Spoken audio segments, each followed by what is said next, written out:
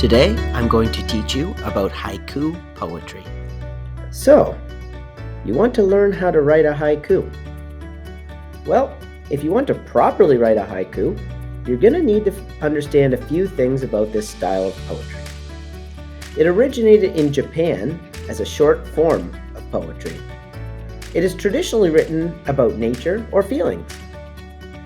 They are most effectively written when you are free from distractions. You might think that your bedroom is an ideal place to write, but many people, myself included, would disagree.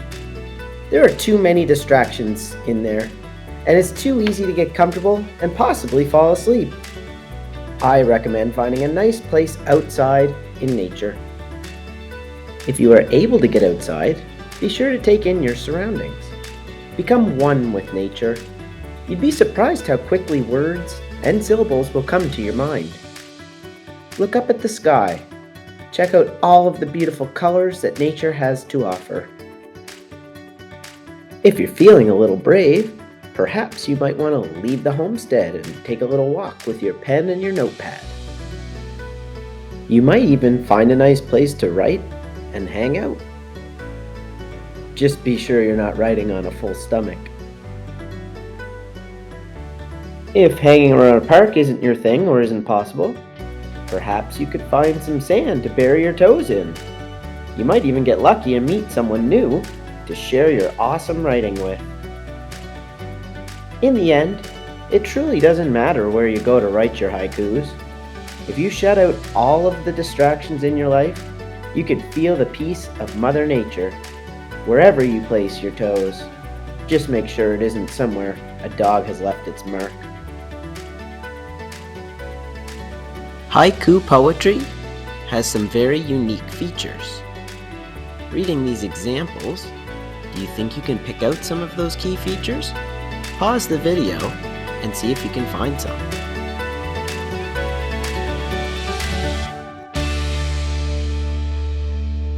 Now that you've had an opportunity to try to identify some of those key features, that's what we'll go through.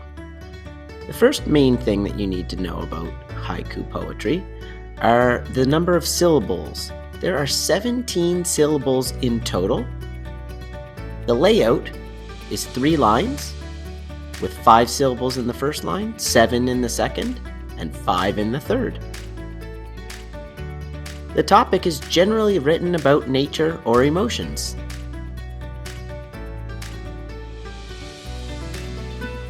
The next thing that we need to discuss is what a syllable is.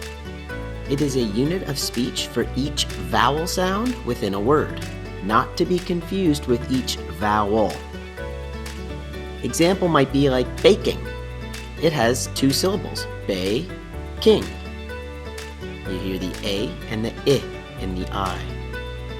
Another example would be tornado. It has 3 syllables, tor, nay, do. Once again, keep in mind that we are counting vowel sounds, not actual vowels. And if you're still unsure about this explanation, on the slide deck there is a link with a video that explains this in much more detail. Brings us to our next slide on student exemplars, and I just want you to take note of the nature in which these are written. Pun intended. Notice that there is a lot of reference to Mother Nature, in this case a lot of reference to bees. Next up, we have some tips and tricks.